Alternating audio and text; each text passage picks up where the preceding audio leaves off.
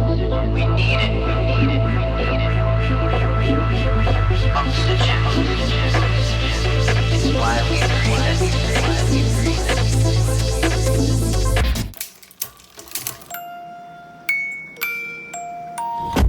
Hey everyone, welcome back to Small Biz Stories. And we have got, well, we have every week, right? An absolutely incredible guest. This is Sabir Semerkant, founder of Growth by Sabir. He has worked with legendary brands. I mean, I am talking driving 1 billion. Yes, that's not a blur. That's a billion dollars in revenues through his expertise in e-commerce. He's a household name with the folks like Gary V, Neil Patel. Perhaps you've heard of those guys, right? So we are just going to just jump right in and say, Sabir, welcome to the show. Laurelyn, it's great to be here. Well, let's get right into it. So you started off the podcast by sharing a really interesting tip about covering the brand on your microphone. So for all the folks out there who are influencers and driving things, can you share that tip? Because it was incredible. It's not so incredible. The thing is, the camera, because of its AI, what it does is it starts focusing too much on the brand name rather than, on me, so that it starts blurring me out. So what I did was I covered it up with a lens, bag to cover it. I actually ordered a black tape to cover the name so that it's less of this, because even this is a little distracting. Yeah. Well, see, this is all about it, right? This is what we want to get at. We always like to bring value up front to our listeners and say, okay, we've got tips. Now, Sabir has this method. It's Rapid 2X is what it's called. And we're going to be able to link it out in the listings down below so you can learn about this because he's helped brands like Ashley Stewart go from 3 million to 30 million, right? Things like this. And what's really key right now is e-commerce is hot and hotter than ever because we've got so many more modalities other than just a website, right? And a shopping cart. I mean, that's been around 25 years. So, Sabir, before we get into all of that, tell our audience what you're good at. E-commerce. That's the only Well, thing duh. I'm good at.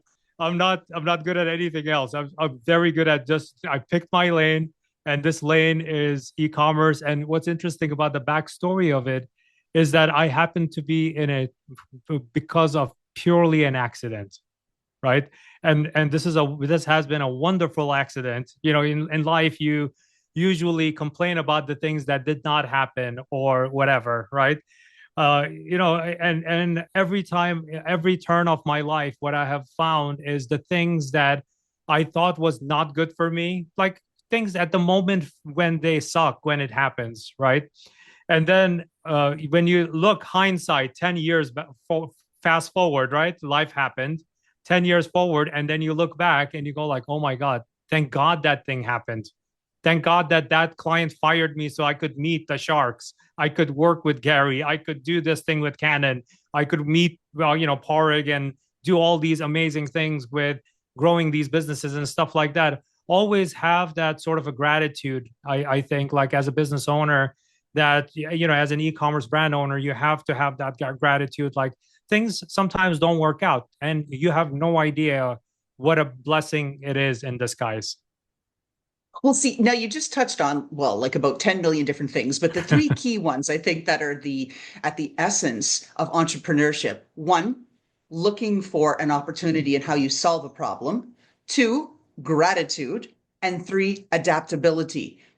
Would you say there are other components that were in the explanation that you provided us and what you've learned here? So I think on this path to where when you grow things from one, you happen to be in a world that's by accident for you, right? You learn quite a bit. The number one thing that I learned is you have to park your ego at the door, right?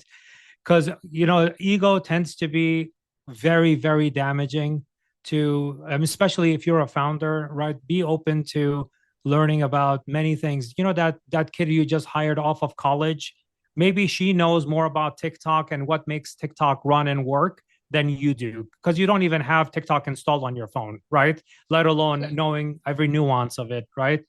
And the other opposite is true also. Like if you have a gigantic resume, like you're SVP of Johnson and Johnson Consumer Goods, and now you're gonna bless this small business with your presence, and you will accept their offer to become their CMO. You know that CMO could make a mistake more than your revenue for the next 3 years combined at Johnson and Johnson, and it will be swept under the rug, and it will be okay, right? Your total revenue for 3 years could be a mistake that they could do at Johnson and Johnson. It will be okay, right? So resumes also, I mean, ego comes in many different shapes and sizes, you know. So you have to be very smart about like parking your ego first at the door and focusing on, and almost you have to teach, learn. You have to treat your business, your e-commerce business, as a lab, right? Test, learn, optimize. Yes. Test, learn, optimize. Like literally, very boring. Just three things. Just keep on doing it. Just keep on.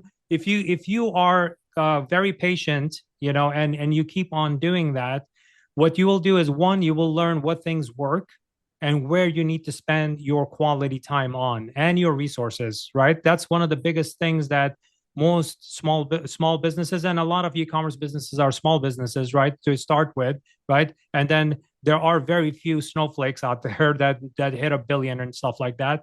But most of the businesses live in that $0 to $1 million. And when they join our program, you mentioned Rapid 2X. We can definitely jump into that. That's where they start growing it, right? For the first year they're part of it, it's like a 2X, right? In 12 to 18 months, like in case of Ashley Stewart, one thing you missed there was it's $3 to $30 million in 2 years. That's a key point there, months. right? Because we don't have all day. We've got things to do, right? Places to go, people to see. On the path to entrepreneurship, you said like there's a lot of other components. I think tenacity and grit are things that entrepreneurs either have or they don't. I don't think it can be taught. What do you think about that? As long as you're using it for the right reasons, right? Because tenacity, if you are down a certain path, you end up doing something damaging to the company because of your tenacity. Because the thing is, there's a very fine line between tenacity and ego, right? And it blurs. It definitely blurs. And as soon as you let it blur, you are in the wrong. You're on the wrong side of the thing. So that's why everything should be treated like a test. There are 1,000 tests. I'll give you, for example, at Ashley Stewart, from 3 to 30 million, right? If you count the number of days in 2 years is working days. So let's not let's not say that we're working crazy hours, like 18 hours a day for 7 days a week. Let's not do that, right? I believe in sleeping. You should get enough sleep, right? It's good for your mental health. And also you would think more clearly, right? There are 440 working days. Now, Laura Lynn, I gave you your weekends off.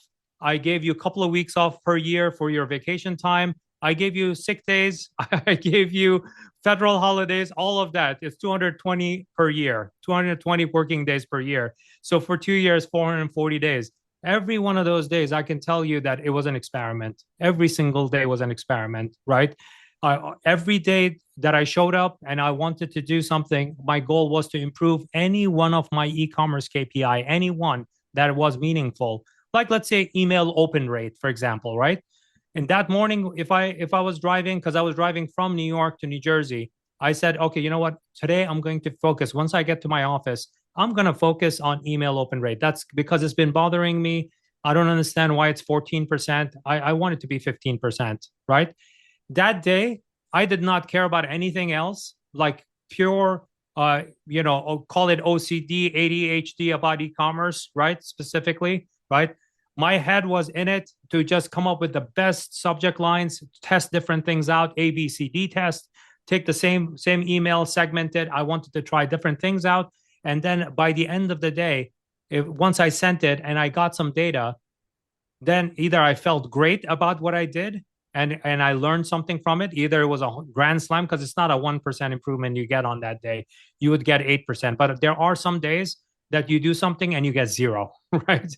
My goal was by 6 p.m., Either I'm going to rehire myself for next morning or I'm going to fire myself, right? That was my barometer, the man in the mirror, you know.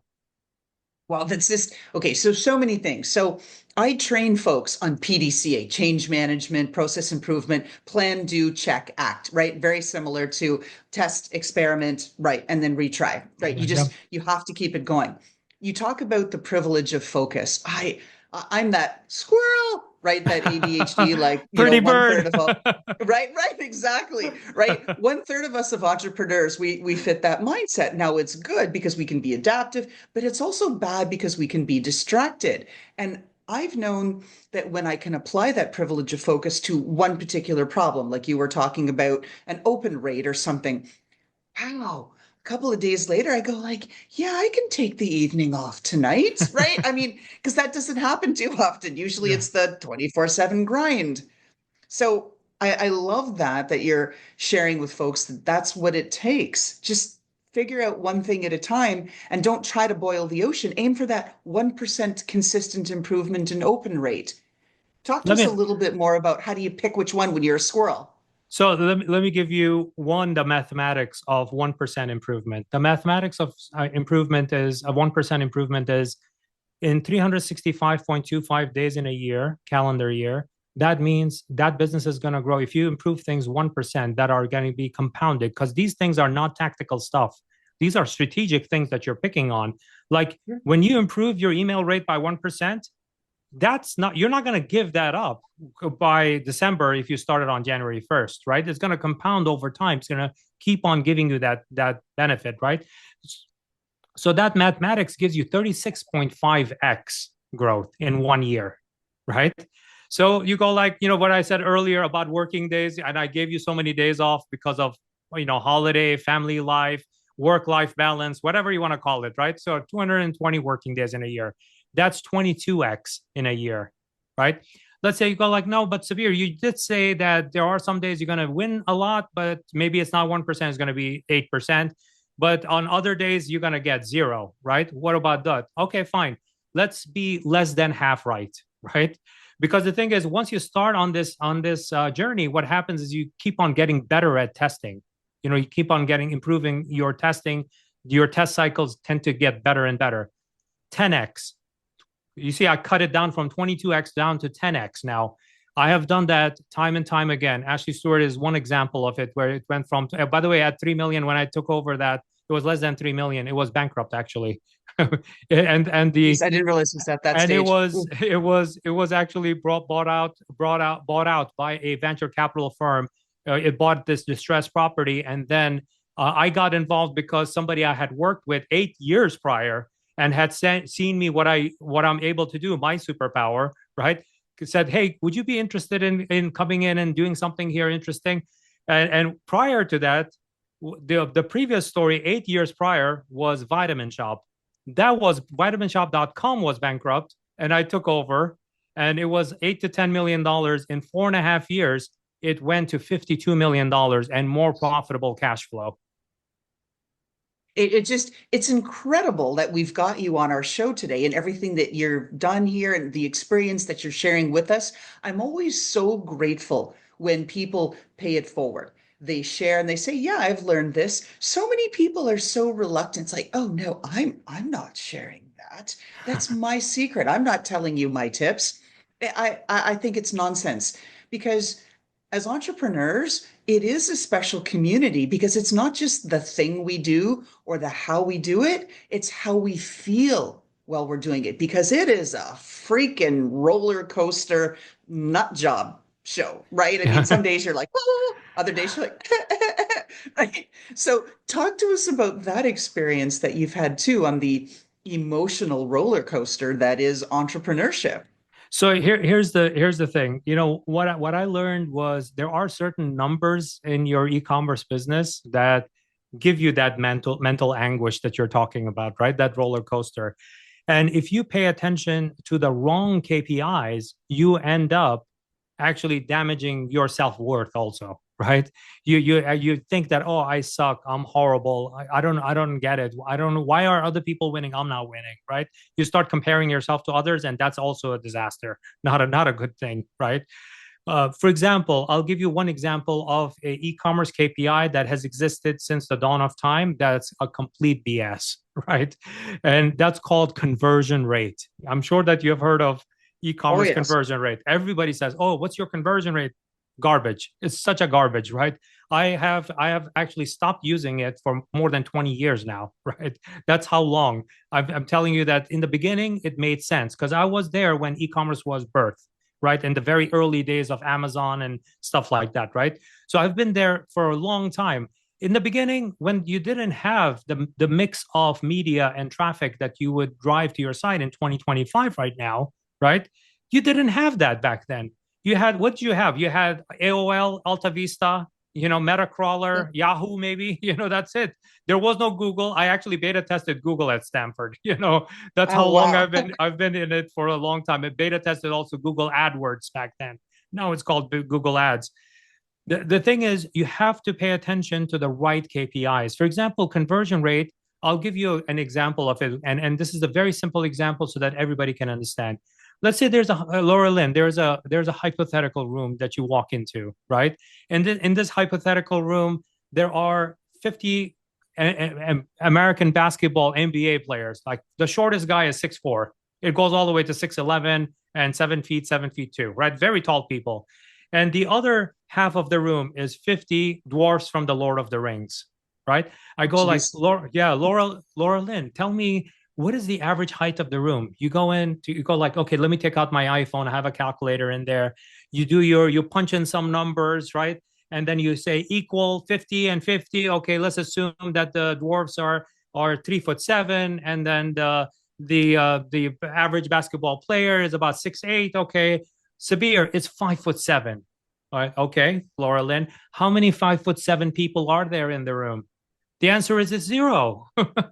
It's When you bring in a mix of traffic to your site, right, and then you're measuring that against some arbitrary division of two numbers, right, it doesn't really give you a meaningful direction on what do you do with that data. If I tell you, oh, the site conversion rate is 3%, okay, what do you do with that data? Instead, I have replaced that with something called session value, right? A session value means that because it's an e-commerce site, you generate a monetary number, right? Everything you do generates a monetary number, a currency, whether it's euros or USD or Japanese yen, it doesn't matter, right? You generate a certain revenue. For your entire site for a given time period, right? The month of April just passed, right? So in the month of April, you got $1 million in revenue, right? Or $100,000 in revenue. Let's keep it small business. Let's call it, let's say it's $50,000. That sounds like a good number, right? $50,000 in revenue, and you had 50,000 visitors to your site or sessions to your site, right? If you divide those two numbers up, you get $1 per session, right? That means that if I were to do equally good or equally bad in generating more traffic to my site, I can bet on it that I can collect $1 per session, right? So if you add another 100 visitors to your site per day, you're adding $100 to your site per day. That's how simple that math is, right? And then that's overall. So I said equally good and equally bad because sometimes you increase, your like meta ads, you increase your spend, you're not going to get the same productivity out of it. It's fine. Some things you cannot push harder, like organic search. You cannot push harder to get more. It takes time, longer time. However, you could push pretty hard on email, and you can get more sessions out of it, right?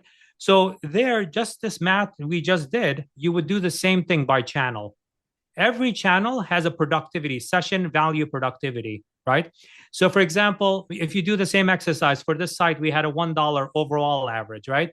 You do the math with this and you get 75 cents, let's say from meta ads. Then you do the same exercise with Google ads and you get something ridiculous like $2.75, right? When you do that math, now you don't have to even ask me where would you put your money if you wanted to spend more money on paid ads. You would put more money into Google ads because it's giving you the productivity. Let's say even if it diminishes and cuts in half, right, from $2.75, $2.75, even you get to $1.50, let's say, right? is still better than 75 cents you were getting out of meta ads from Facebook and Instagram ads and stuff like that. So that's a much more useful KPI to pay attention to. That's one of the things that happens in Rapid 2X. Like one, you said about when you have these pretty bird syndrome, right? Oh my God, there's a pretty bird, and you ignore the real things that you need to pay attention to, right? Well, what we do in there is also for you to be coached properly, right? Where what is a meaningful KPI and what's a complete BS, right? There are tasks that you should be paying attention to. In the Rapid 2X, you focus on 5 tasks, up to 5 tasks. Some weeks are only 3, right? 5 tasks, but very meaningful, very high value. When you put the effort in, and how long do these tasks take? 15 minutes to 90 minutes, depending on your expertise, right? When I say expertise, I don't mean the founder having the expertise themselves. Some founders are fabulous like that. They have that background, but it also means that you probably have somebody on your team that can handle that for you. Or even if there are entrepreneurs that raise their hand, e-com entrepreneurs that, hey, I don't have that guy or gal that would do that for me. No problem. We actually have at Rapid 2X approved partners who have gone through a certification process and they understand this Rapid 2X protocol for exponentially growing your e-commerce business. All right, so I want to roll this back because I totally get it, as I'm sure our audience does, that if you look at all of the metrics and say, yeah, I spent X number of thousands of dollars on my Google ads, my Meta, Instagram, and Facebook boostings, my TikTok boostings, promos, da da da da da da. And we look at the end of the month and go, oh, great. Clearly, one is a winner, right? Because it's generating higher ROI. But let's pull it back to the smaller business owner who can't afford to pay to promote across all those platforms. Where do they start and what do they do? So it depends on the category that they're in. There are certain platforms that lend themselves really nicely, like visual platforms. Like let's say if you're into fashion, anything like that, that is heavily visual, right?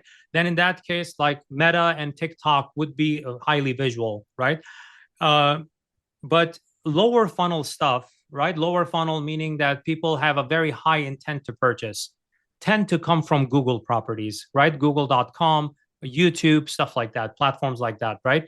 So that depends on, depends on the category that you're in. But if you're a highly visual highly visual category like shoes, jewelry, stuff like that, and fashion, in that case, like Meta and TikTok would be the primary platforms, but the very much first platform would be Meta ads. However, I would put also Google ads because the amount of reach you have, digital reach into consumer, your typical consumer, after they're done visiting your site, they're checking their Instagram reels, they're checking they're on YouTube watching some video, right? So definitely, or checking their Gmail, right? So they will definitely hit Meta properties or Google properties, most likely, right?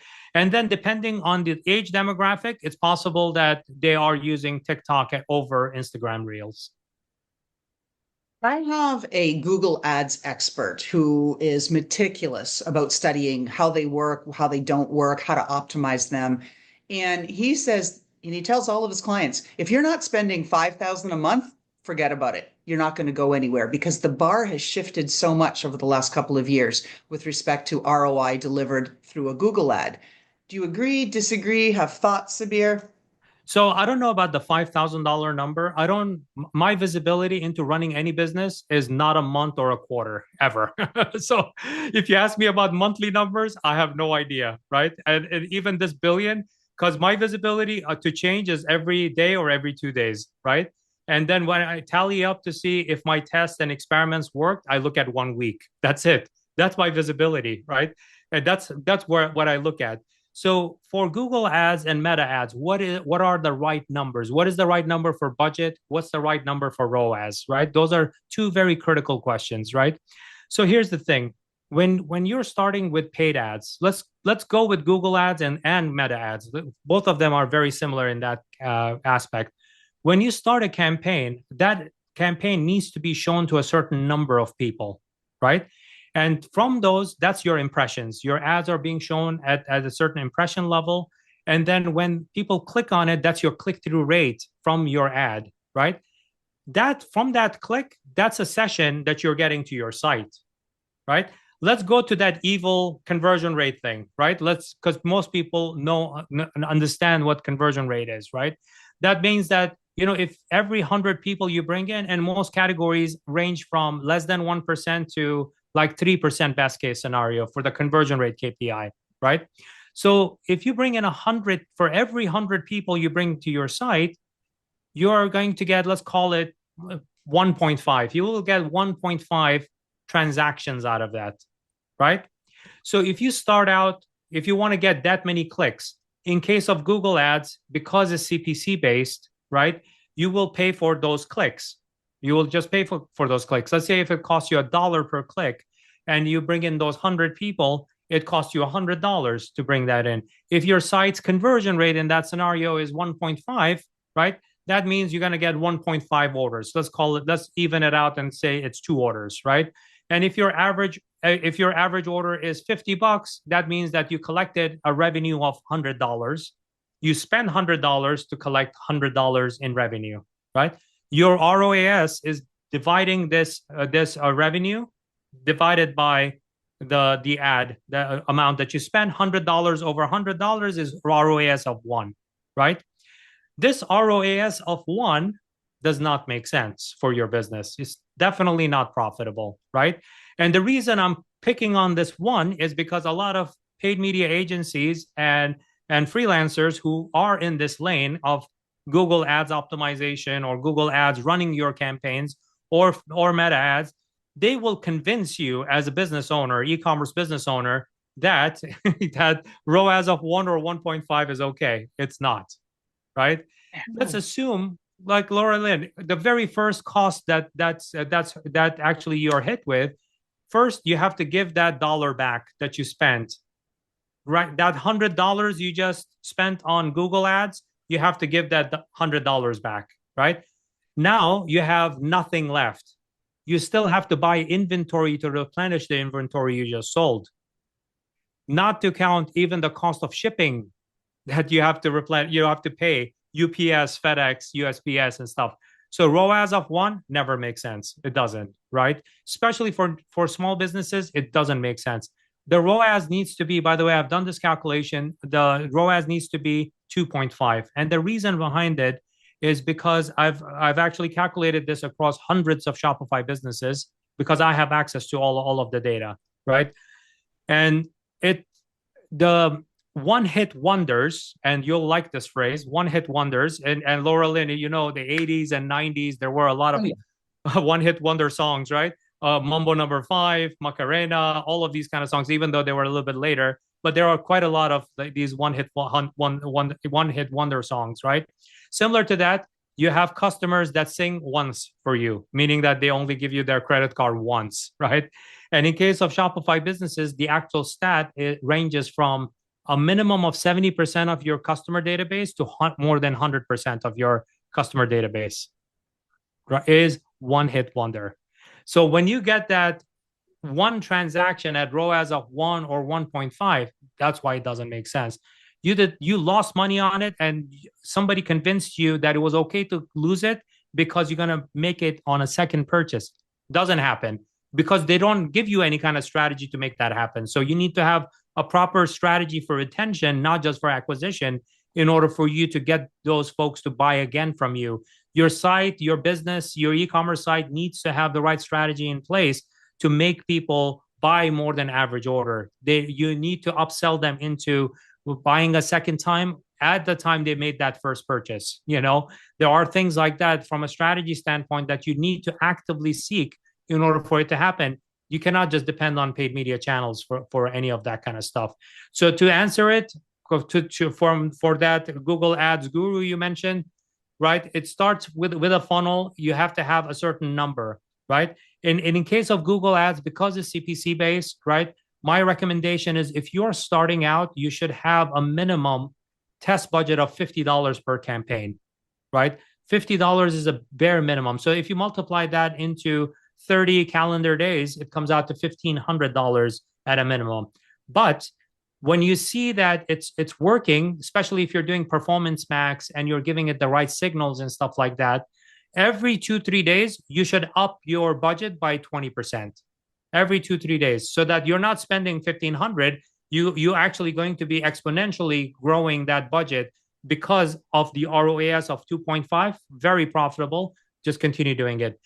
Some of the rapid 2xers in our program experience anywhere from 4 to 6x ROAS while they're scaling their businesses up.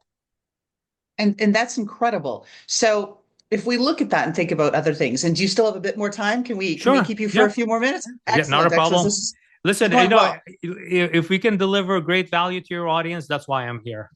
Let's do that. Which is what we really appreciate. So, and I also like to be respectful of people's time, but onward we go. All right, let's keep diving in. So with respect to the ads, so you gave us some good metrics there. Hit that 2.5 ROAS, right, on the ad spend. So great. Return on ad spend is, I think, just in case anybody didn't figure out the acronym, right? So there's that piece of it.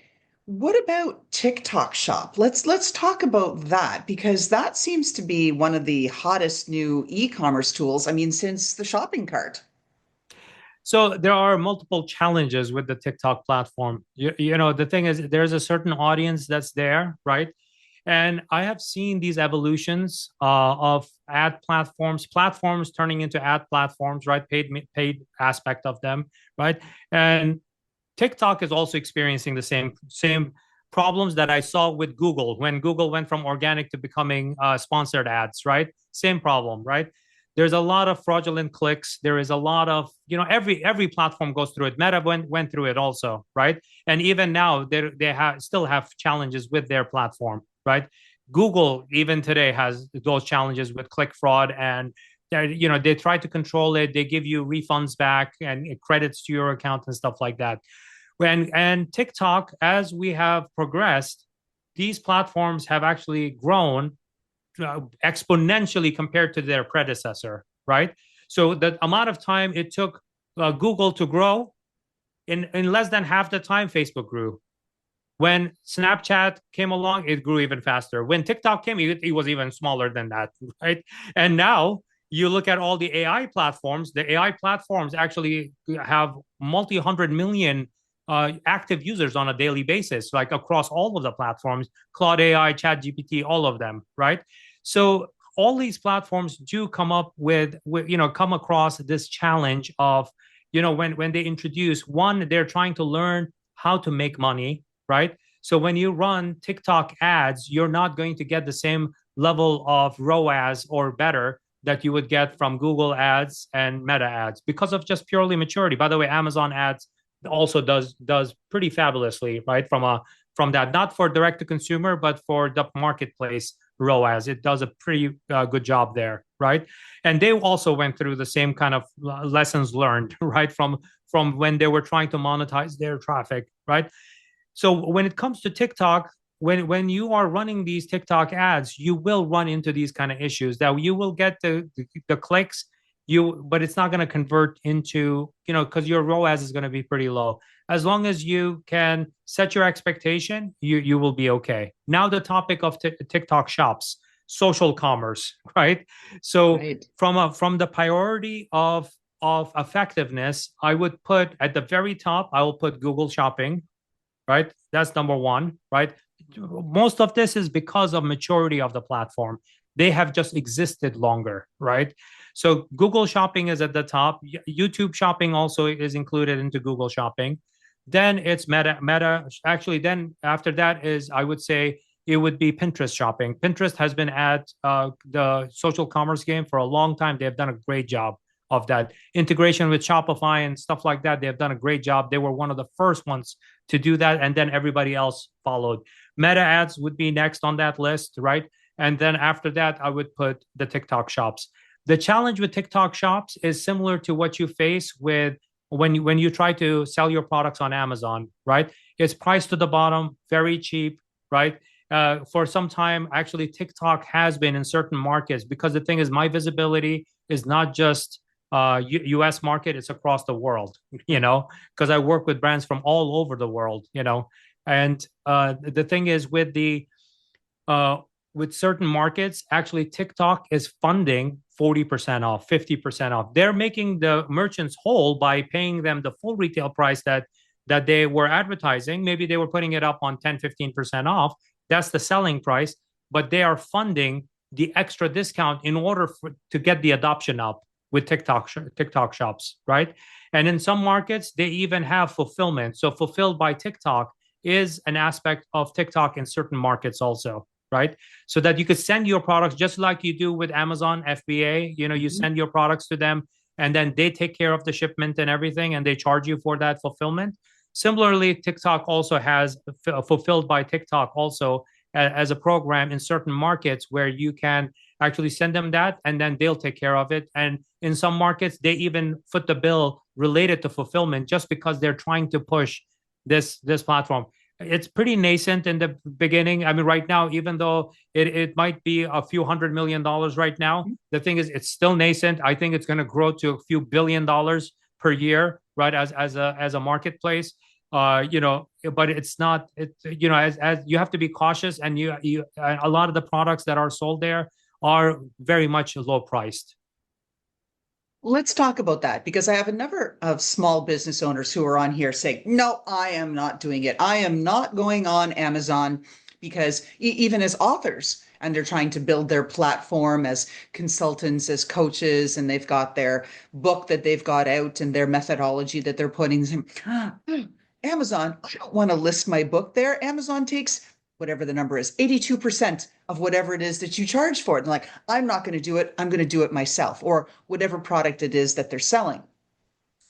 But there's trade-offs, right? On a platform like Amazon that has gazillions of users, or TikTok, you have a chance of some greater visibility versus if you're on your own and don't really have a big mailing list yet, or are not getting a lot of hits to your website.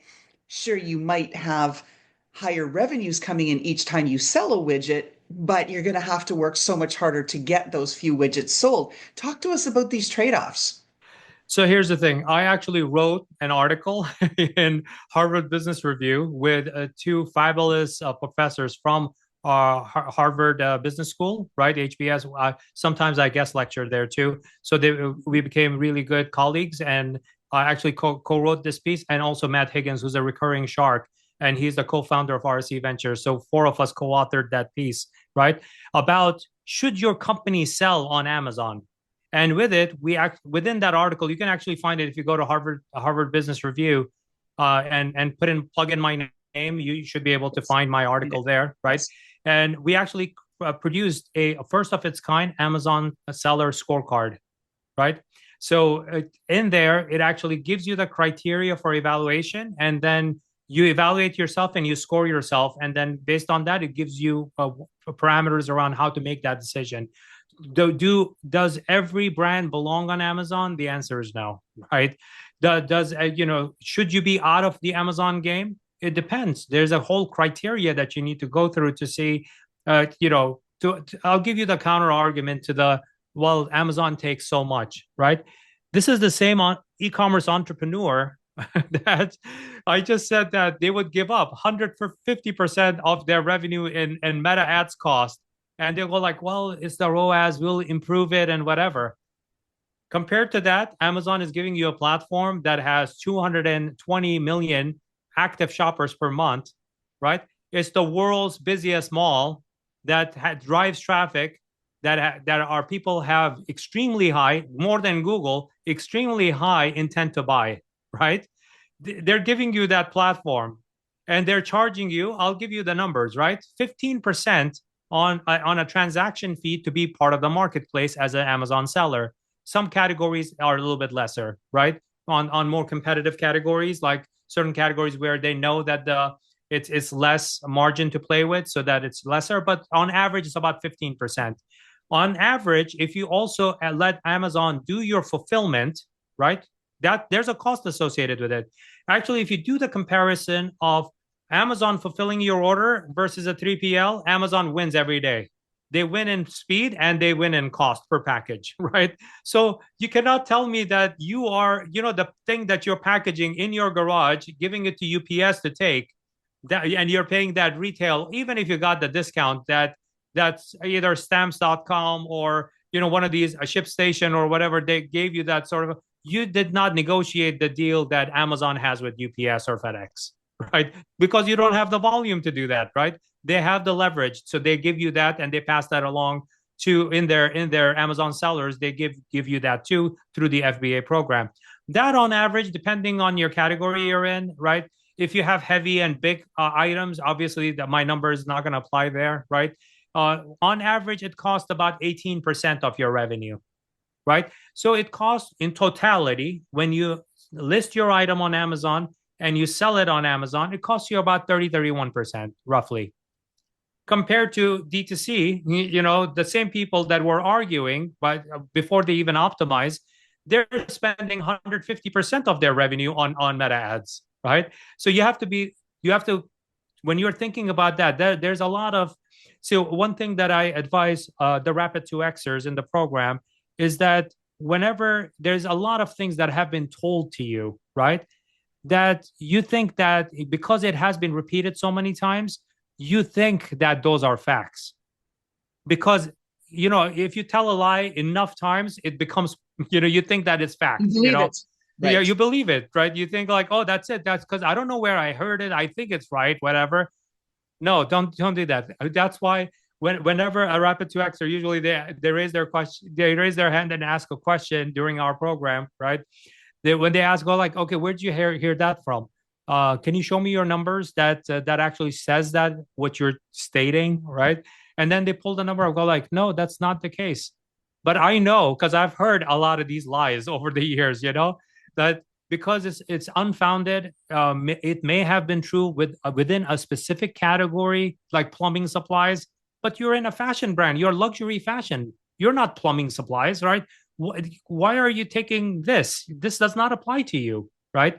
So, you have to understand the context of where these things are coming from. Some of them could be purely made up and garbage. Nowadays, especially, I see that with a lot of content creators, on TikTok and YouTube and stuff like that. They are preaching a lot of things that are badly damaging to e-commerce businesses, and they should not be in that business. They're literally in the business of doing content engagement because they're content creators.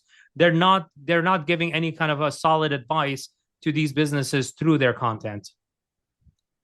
That cues up AI. So we've talked about it a couple of times. So AI can help us. Now, it doesn't always present exactly the facts, right? So to your point about, got to be mindful, what's really the intention behind it, right? If I'm a content creator, you've got to use my services, because if you don't, you're not going to get the same level of, whatever engagement that you were hoping for.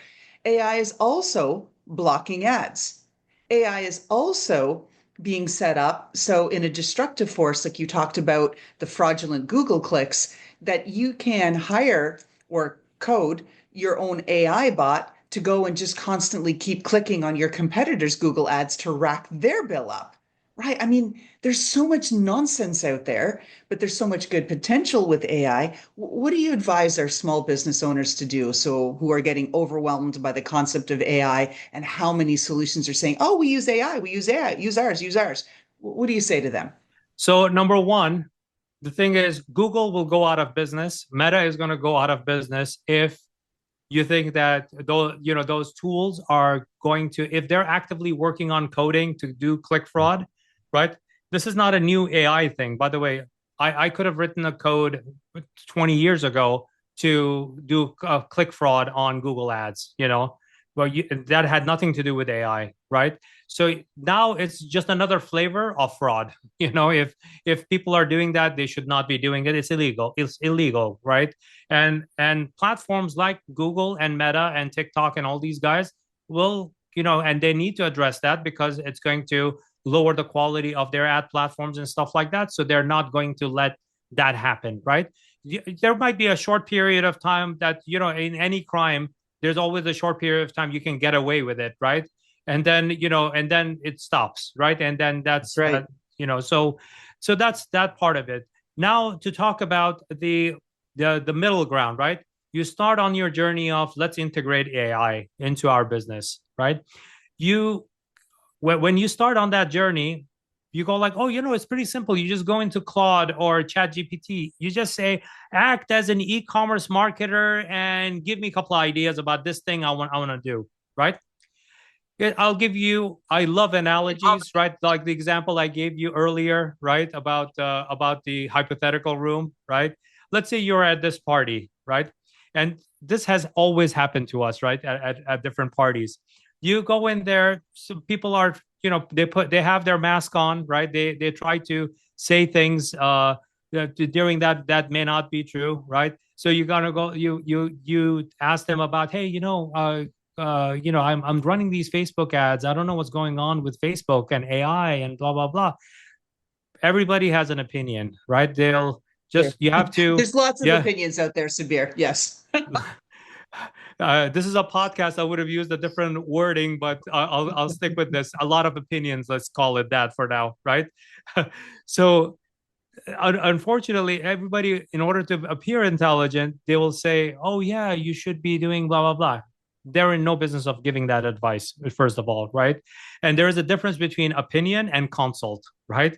And smart business owners, smart business e-commerce founders, they have to find out where the right consult comes from. And sometimes you have to pay for that consult, right? Because it's coming from a great place, right? Great experience and all of that, right? Versus free content, right? Free content, you have no idea what the quality of that content is. You have no idea what the goal of that content creator was. Was it to just clickbait you to start watching something, right? And or talk about some controversial topic with not really any kind of value from what to do with that information, right? So when it comes to those kinds of things, you have to be very, very careful, right? That is it an opinion or is it an actual proper consult, right? So coming back to AI, when you put that prompt in for the first time, think of it meeting a stranger at a party who is pretending to be very smart. They have some concept of some things, but they have no idea what your brand is about. They have no clue what your founder story is. They have no idea why you came up with the product because they have zero context. They don't know you. So anything that they're talking about is based on their POV of the world, right? That's what AI does. AI has that POV of the world, the context that it was built. Nowadays, like in the past 3 months, I would say, there is deep research mode in a lot of the AIs. Now it's going out and doing search, trying to find it. But even the search algorithm is not really really documented to say that, oh, this is where it's actually getting the stuff from, right? Depends on the AI platform. I actually actively work with AI, right, in e-commerce. And actually in our Rapid 2X program, we show you exactly how to use AI to do many different things, right? Everything from creating creative briefs for image, carousel ads, other lifestyle photos to videos and stuff like that.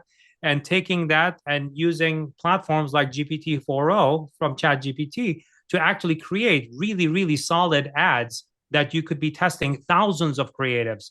A lot of small business owners cannot come up with one or two, let alone 1,000 tests, So AI that's how you leverage it properly, right?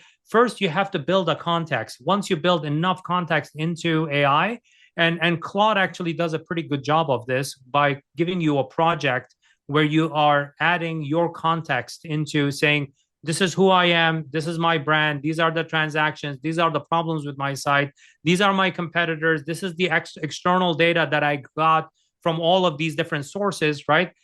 These are the types of customer complaints I'm getting, blah, blah, blah, everything, right? You're building that context. How long does it take? It's probably 15 to 20 downloads from your Shopify store and a couple of other tools, right? It doesn't take that long. You just need to put the effort in it, right? Once you put that in there, right, then from there, then you have to have the right prompts in order to generate the right things for you, because this is like the genius you have in your classroom and you're the professor, right? You know that you want to train that genius to do amazing things, but the genius doesn't know how to go about doing it, but they're genius. They're the Sheldon Cooper of Big Bang Theory, right? Really, really smart, but you really need to coach them in order to get the most out of that character, right? Very similar. AI is very similar to that, right? So once you give it enough context and you give it the right, some of our prompts are like 2-3 pages long, right? That says that this is what we want you to do. Don't do these things, do these things. These are the reasons behind it. These are the studies behind it, blah, blah, blah. We are giving it that sort of, it does require some finessing there, right? Once you do that, and then when you put in that next request, you go like, this is the product that we would like to feature in this image ad or carousel. It actually, what it creates for you is going to be 99% there. And then you can repeat that process to have like 5 different creatives for that one product, just to see, is it the social proof that's going to get you the click-through engagement to bring people to your site, and then the conversion rate, right? Or is it the feature benefits? Is it the pain point? Is it the narrative? Is it the founder story? You could be testing different things like that. Like, and AI can help you with that sort of a journey. And it's not, there's no one magic AI. We actually recommend using multiple AIs in order to, some of them are great at one thing, like Claude is great at organizing large pieces of information, and also for copywriting and content generation, it does a brilliant job.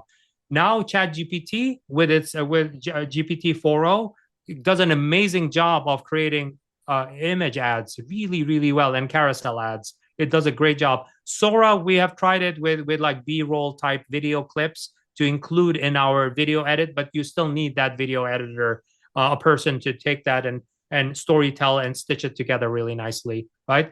So there are things like that you could do with AI really, really productively. And then once these rapid 2Xers are armed with this information, now they're like flying, right? With AI, what I was able to do in 2 years with Ashley Stewart, I think that we're fast forwarding that to now. It takes about 6 weeks for an average rapid 2Xer to get about 118% uplift in their revenue. Wow. So that was a ton, but it relates to one of the questions that I have just before we wrap up here. I've done multiple accelerators, all these different business programs, watch the webinar right until you get to 58 minutes and they're like, oh, buy here. And you're like, all right, click here, and, try the stuff out, DIY, all of this, as a lot of our listeners have. What do you think's missing from these accelerators and business school programs and things? And it sounds like Rapid 2X has a lot of these bits in it. What do you think's missing, Sabir? So here's the thing. Rapid 2X is based on optimizing 8 dimensions of e-commerce. So the game is not a single dimensional game, right? It's not just meta ads, right? It's an 8-dimensional thing. Things you do in your operations, right? Logistics, boring stuff in the warehouse, right?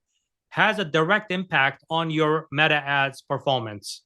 It is like directly proportional to it, right? We have connected those dots, right? Your customer service has a direct proportion to your social proofs, right? Your site speed has direct implications on revenue because of consumer attention span of 1.7 seconds, right? Oh. So it's an 8-dimensional game, right? That's what the Rapid 2X is for. The other there are a lot of programs that are out there. What has happened over my e-commerce career is that there have been a lot of specialists, right? So the person who knows, you mentioned that Google Ads expert, right? That Google Ads expert is probably Google Ads expert in this, and some of them even niche down to the category that they're in, even inside of Google Ads, like fashion industry, for example, right? That person has no clue that if they make tweaks in the logistics of the business, their Google Ads is going to improve. The thing is, I've never heard the correlation. Yeah. See, I have been in this game and I have touched, there's a lot of infrastructure things that I worked on from the get-go, that because there was no Shopify when I started. Google was in its beta, right? So I started in its earliest cave days, right? Caveman days, right? Of e-commerce. The thing is, I was blessed because over this 25 plus years of dealing with e-commerce and the growth in it and stuff like that, I know that these things are connected. But when you grow up in it, when you are 2 or 3 years into the game, right, into the e-commerce growth game, and you go like, oh, you know what? You go to the Shopify development store, they think that your Shopify store is the problem, right? Yes. You go to the meta ads person, your meta ads is the problem. They go like, well, it has to do with your audience and spend, because they don't do creative, right? Then the creative, you go and talk to a creative person, they go like, oh yeah, your creative is off, you're creative. They're trying to sell you whatever they're selling as the problem. to your solution, right? Nobody gives this holistic look at the business to say, guys, we're in the wrong forest, right? We need to fix the fundamentals of the business. Right. This is what's wrong with it. You're trying to fix the symptom here, over here, right? This is not going to fix things. This is one of the reasons, like when e-commerce businesses try to, scale their ad revenue, right? It doesn't scale. This is the main reason, because something else is wrong in the business. It has nothing to do with Meta Ads. Meta Ads is a fabulous platform with Advantage Plus, incredible, right? But if you give it the wrong garbage, it's going to give you garbage of an audience right back, right? But if you give it the right signal, now if you're intelligent about it and you obsess about that detail, your ROAS is going to just start skyrocketing, right?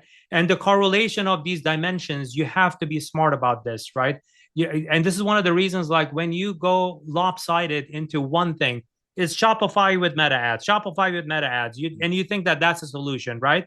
And you don't do anything. What happens when Apple comes along and says, oh, we are doing an iOS update? Screw you guys, right? There are so many Shopify businesses that went under, right? They went bankrupt. So many of them.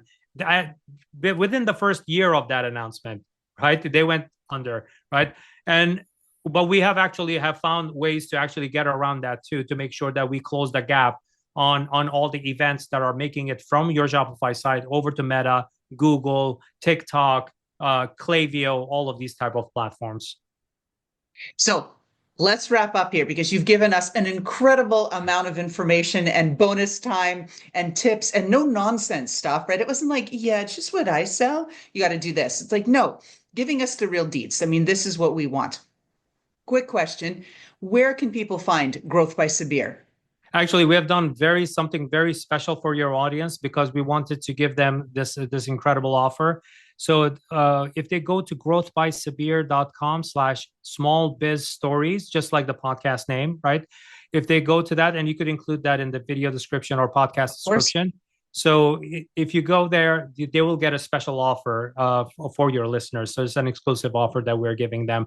And when they should go and apply to that. And when they go through that process, they will, what happens is they actually get invited by my team. They get on a phone call with my team. They'll walk them through the details of payment plans and stuff like that. I don't get involved with that. They take care of that for me, right?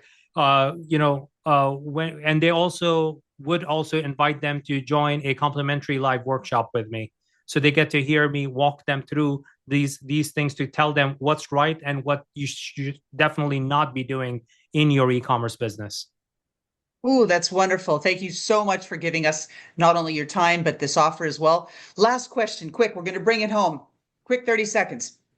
My signature question of the podcast. If we looked into your closet, there might be shoes, boots, flip-flops. There's got to be some pair of footwear in there that describes and personifies, right? Sabir Semerkant. What is that? What are we looking at? Describe it for our audience.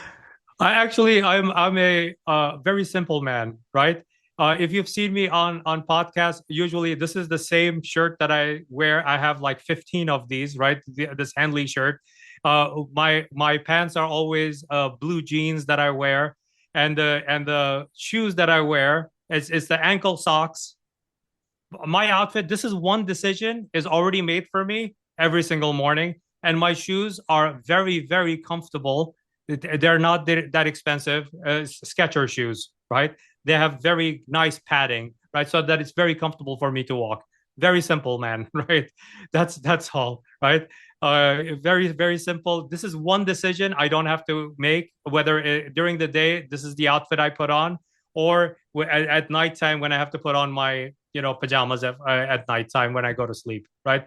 I keep things very simple, unless I'm invited to somewhere where there is some sort of a outfit. They tell you that this is the dress code, like a wedding or a business conference or something like that. Then I do put on a suit or something like that. But in most cases, this is who I am.